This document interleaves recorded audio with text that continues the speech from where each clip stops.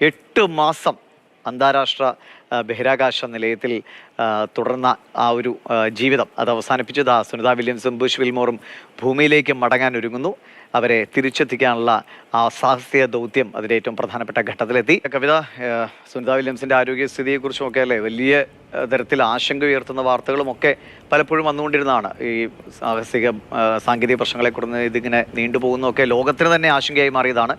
ഇപ്പോഴെല്ലാം safe എന്ന് കരുതുന്നു. എപ്പോഴാണ് അവരുടെ തിരിച്ചുള്ള യാത്ര?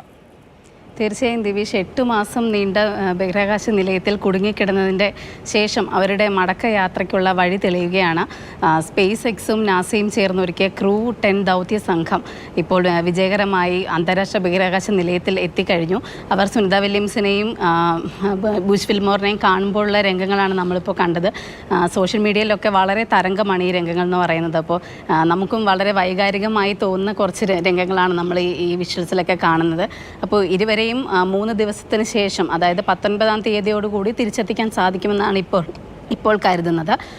ഇതിൻ്റെ ബാക്കിലുള്ളൊരു സ്റ്റോറി എന്ന് പറയുന്നത് 2024 ജൂൺ 5-നാണ് സുനിത വില്യംസും ബുഷ് വിൽമോറും 8 ദിവസം നീണ്ടു നിൽക്കുന്ന ഒരു ദൗത്യത്തിൻ്റെ ഭാഗമായി അന്താരാഷ്ട്ര ബഹിരാകാശ നിലയത്തിൽ എത്തുന്നത്. ബോയിങ്ങിൻ്റെ സ്റ്റാർലൈനർ പേടകത്തിലായിരുന്നു ഇരുവരും യാത്ര തിരിച്ചത്. എന്നാൽ പേടകം അവിടെ എത്തിയതിന് ശേഷം അവിടുന്ന് ദൗത്യം കഴിഞ്ഞ് ഇവർക്ക് തിരിച്ചു വരാനായിട്ട് പേടകം അൺഡോക്ക് ചെയ്യാൻ സാധിക്കാതെ വരികയായിരുന്നു. അത്തരത്തിൽ അൺഡോക്ക് ചെയ്യുകയാണെങ്കിൽ അതിന് തകരാറ് സംഭവിക്കുകയും ഇരുവരും സേഫായി തിരിച്ചെത്തില്ല എന്നുള്ളൊരു കണക്കുകൂട്ടലിൽ ഇരുവരും അവിടെ പെട്ടുപോവുകയായിരുന്നു ചെയ്തിരുന്നത്.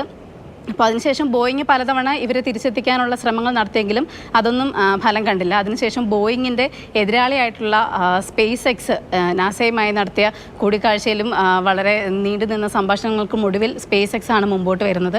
സ്പേസ് എക്സിൻ്റെ ഡ്രാഗൺ പേടകമാണ് ഇവരെ ഇപ്പോൾ തിരിച്ചു കൊണ്ടുവരാൻ 4 പേരുമായിട്ട് അന്താരാഷ്ട്ര ബഹിരാകാശ നിലയത്തിൽ എത്തിയത്.